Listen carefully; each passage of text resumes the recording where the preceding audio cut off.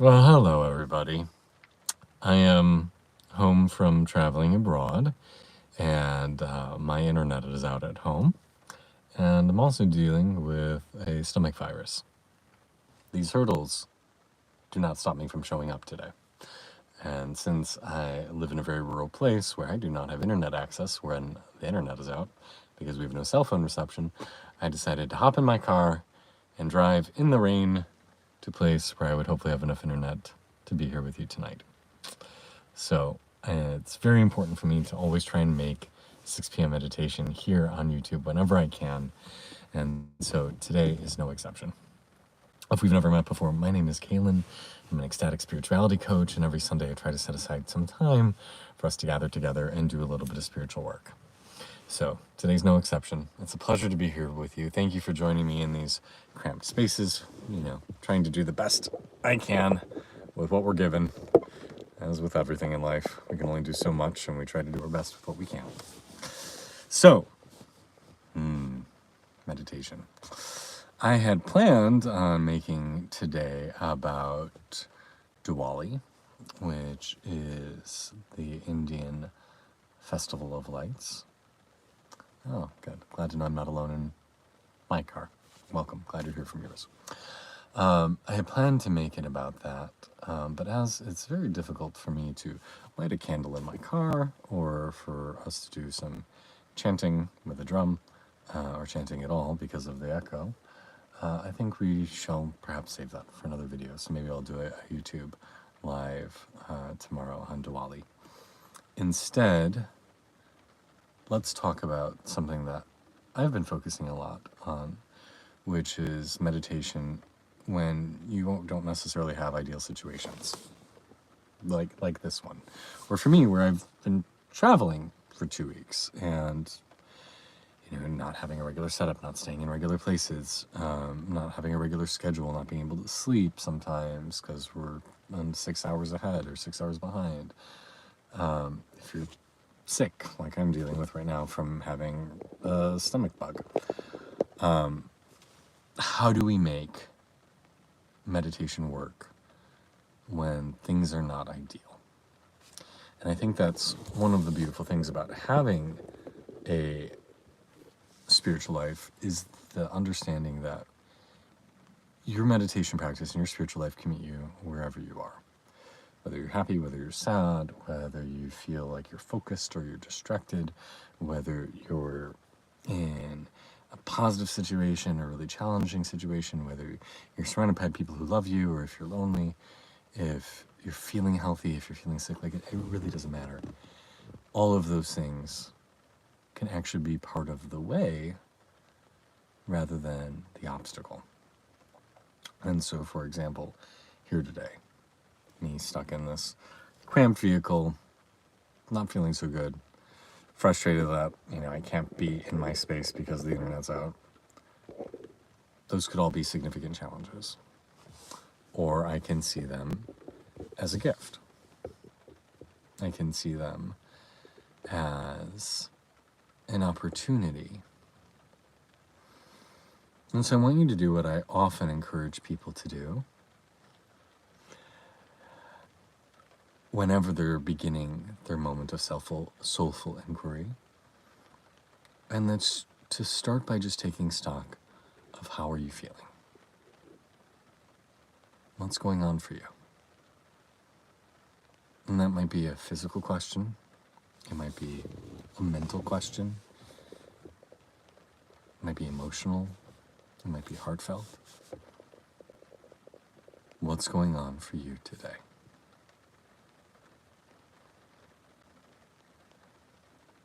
How are you? And why this question is so powerful is so many of us spend our lives trying to avoid really feeling whatever it is we are.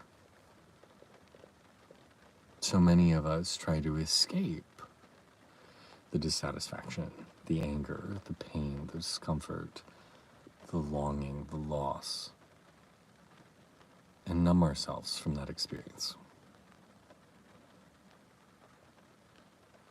So what happens if you stop? what happens if you allow yourself to truly just experience whatever is.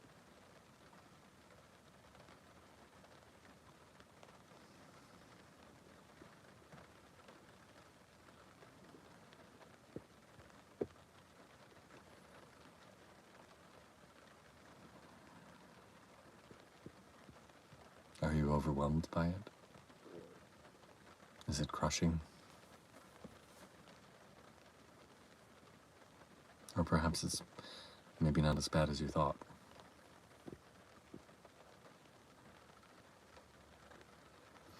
My husband and I, in our travels, were having an observation about how often in life we desperately will fight against something. We'll fight against a fear, we'll fight against a trepidation, we'll fight against a situation. And we were observing that how pretty universally, once we let go of that experience and just move into acceptance of whatever that thing is, it stops being terrifying. It stops being anger-making. It stops being something we resent, and it usually ends up being so much better when we just finally accept.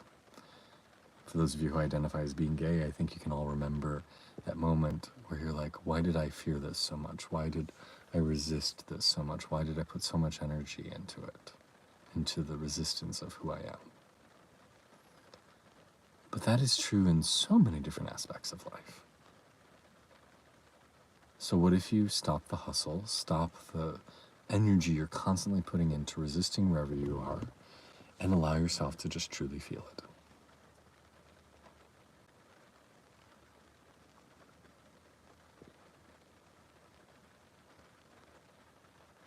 Can you just be here?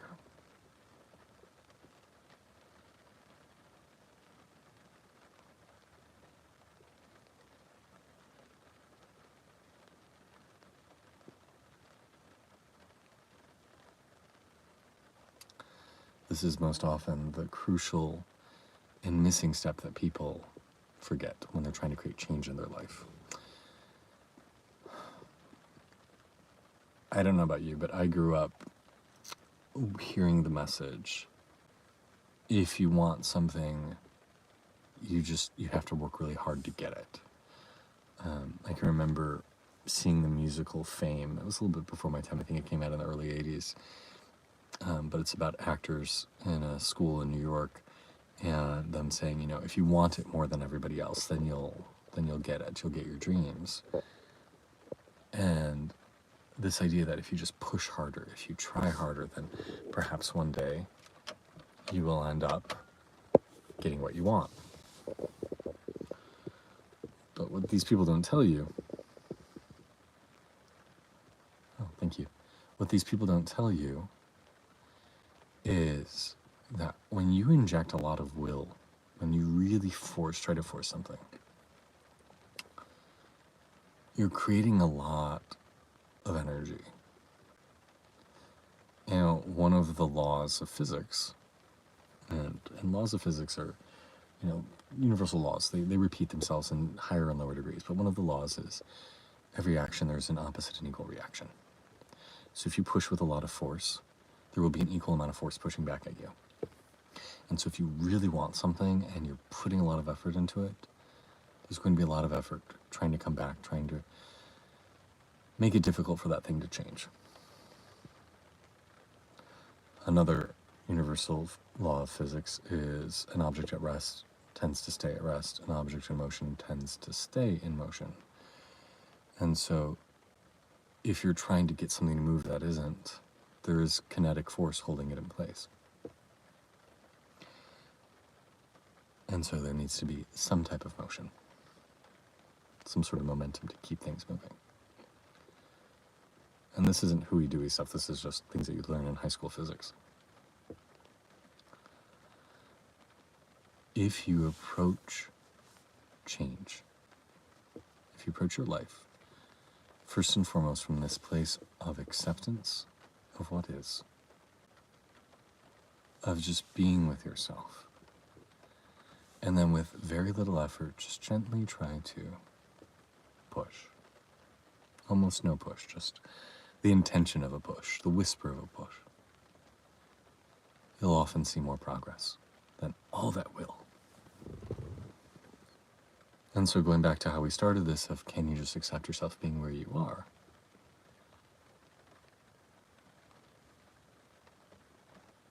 When we are unwilling to sit with the discomfort, when we are unwilling to allow ourselves to feel wherever it is we are, when we desperately want to be somewhere else, we're creating a strong obstacle for change. Can you allow yourself to just be here? With all the joy, with all the pain, with all of the wonderful mix that makes life life. Sorry, it's sunset. I know it's getting really dark. Let's see if this helps. It is raining, but how can I get this for you guys to see me better? All right, let's go with that.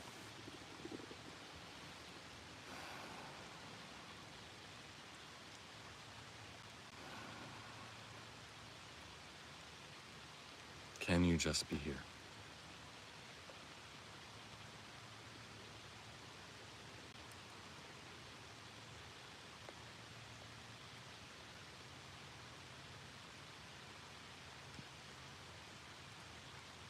And even if you don't want to change your situation, maybe you like where you are. The simple act of acknowledging where you are and really feeling it brings greater joy, brings greater appreciation, greater experience of this moment. And if you don't like where you are, great. So you find that acceptance. And then you feel the space you'd like to move into. Maybe it's a sensation or an idea or an image. And you allow that to exist within you. And you simply ask, may I go there? And so to answer the question of the person who asked, do I believe in the law of attraction? Absolutely. This entire universe is a mental construct.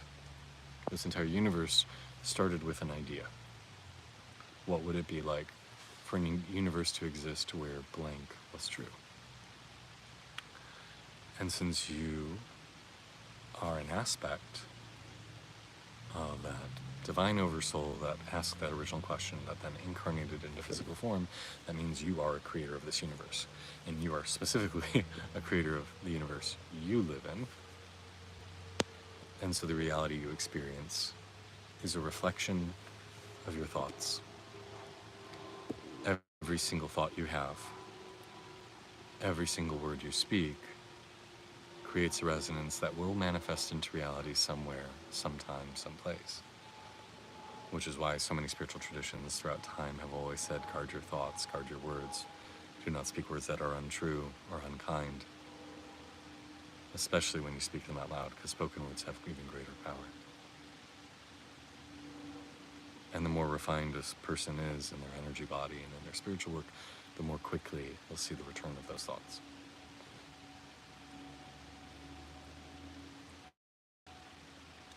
So if you set that intention of where do you want to be versus where are you now, and you come from surrender, you come from grace, you come from acceptance of what is, then things will shift. But an amazing thing happens in my experience, that when we truly embrace our given circumstances, even if the given circumstance is sitting half outside a parked car, alone in a park, at sunset, on a rainy day, with your internet out, and a stomach virus that has made you run to the bathroom about 7 times today, it's still good. It's still good. That when you truly accept your given circumstances, as challenging as they may be, you can start to find a deep level of gratitude for life. You can start to see that there is blessings no matter where you are. There are miracles wherever you are. And to whoever just asked the question, so if your thoughts change, does your life change? Yes-ish. It's a lot harder than it sounds to just say, I'm going to change my thoughts. I can remember growing up as a young man, my dad was super into self-help books and made me read them all the time. And I'd be super dedicated, be like, okay, I'm going to only think positive thoughts. And I would try and do that, and I'd try to do it, and I could do it for about like 2 weeks, and then I'd lose stamina and give up. Or I'd see my life change a little bit, but then, basically would revert to whatever it was. And I didn't really see lasting change in my life until I started doing meditation. And meditation for me just simply means learning to shift how my mind works, brain training.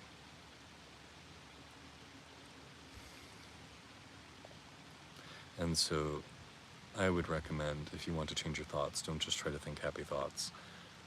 Learn to focus your mind and focus it on a higher vibration through a mantra, through a deity, through the breath, through your soul, through your chakras, your heart.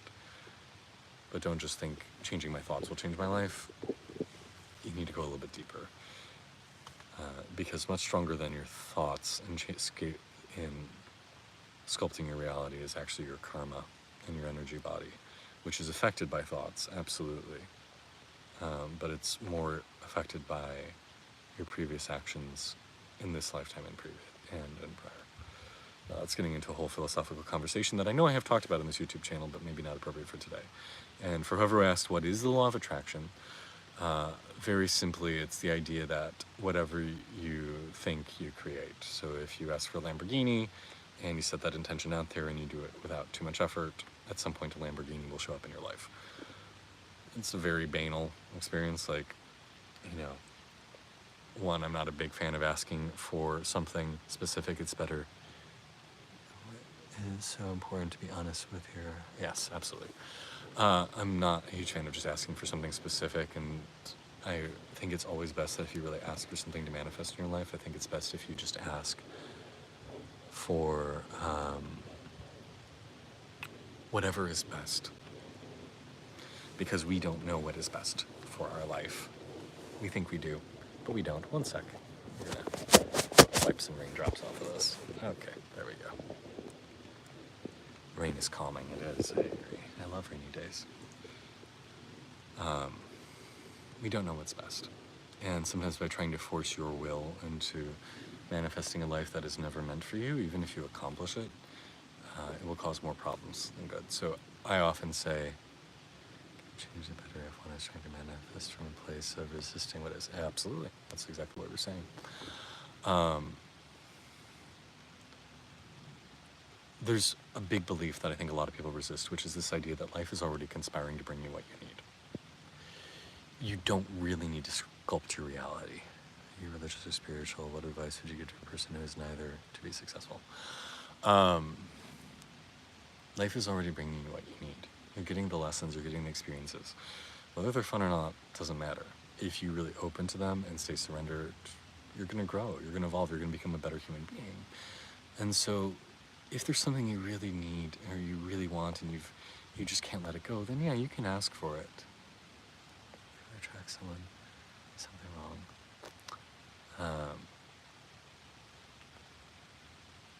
That brings up a good point. If you are trying to attract something and you're doing everything right and it doesn't come into your life, it may not be that you're doing anything wrong.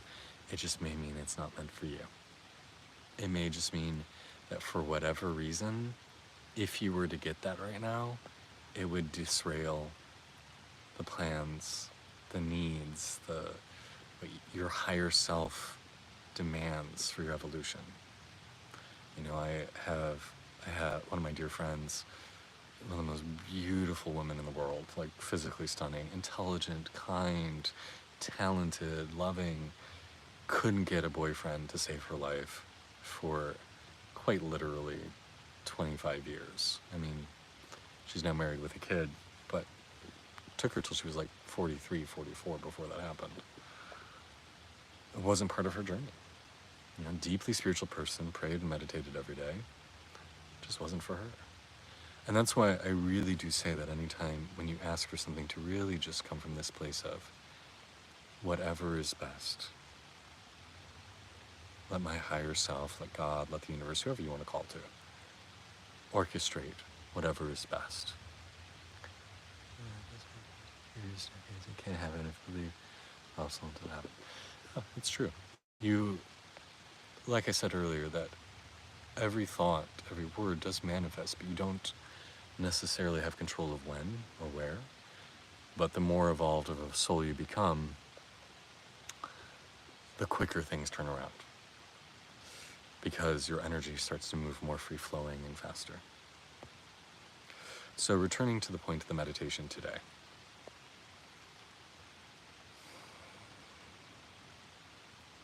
Can you be with yourself? Can you be with your given circumstances, which are less than ideal? Hey rain, hey sunset, darkness, people are hopefully still able to see me.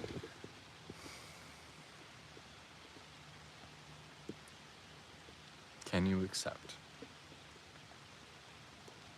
And when you can you find the magic here? Because, for example, right now I have a choice.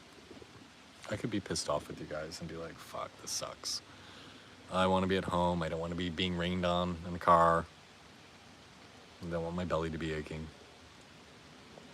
Or I could sit here and say, this is absolutely magical. You know, I'm out here in the woods, in an empty parking lot. The rain is peaceful. And I get to talk with you all. Like, how magical, how special is this? How grateful am I? Can I see this as a miracle rather than a frustration? And if you can do that, if you can get to that point,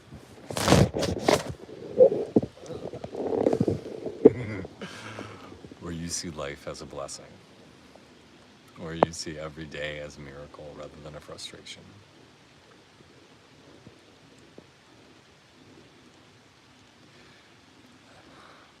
I mean, I don't even have words to tell you.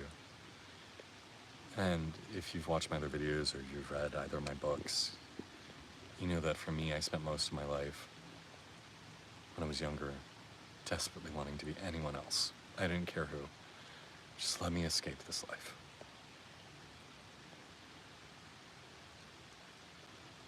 Let me just escape. Let me be anybody else.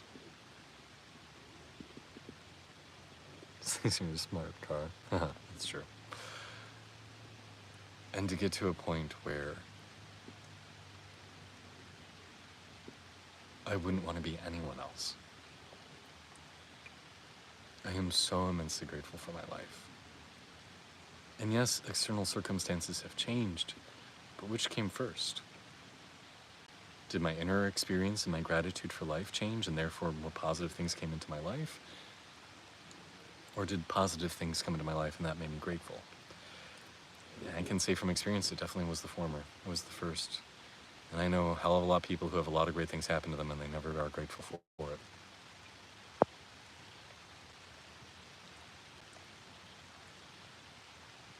Can you accept where you are and love it? And say thank you, universe. Thank you, God. Thank you, higher self, spirit guides, whoever you want to thank. I couldn't be more grateful for this life I've been blessed with. And when we do that, we become kinder. And we become more humble. We become more forgiving other people and their difficulties in life. Effectively, we become better people to hang around with.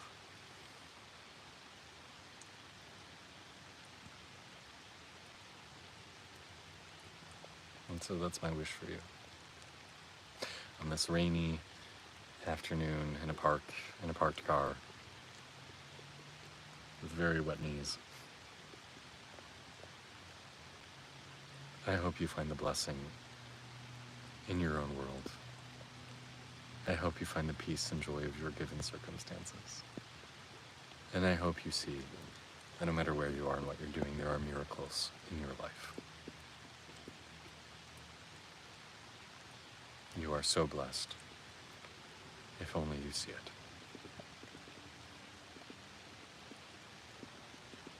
glad it was meaningful to you.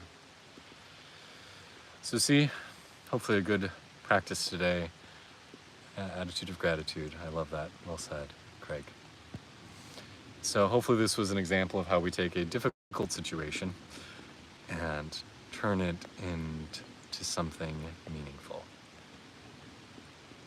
Well, thank you all for taking time with me. I know it's getting probably very difficult to see, but I feel so honored and privileged to, be building this community with you all and to be doing this good work together. I really believe, would you say it's like, this comes from within oneself and not external circumstances? No.